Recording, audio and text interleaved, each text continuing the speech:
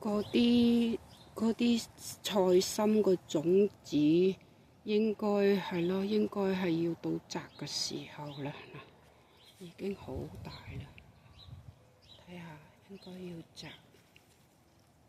而今年又有好多個菜心種子啊！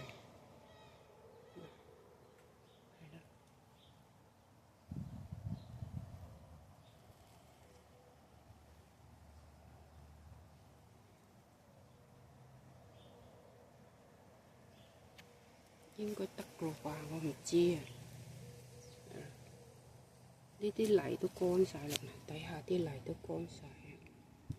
因為結種子嘅時候就唔使淋咁多水嘅。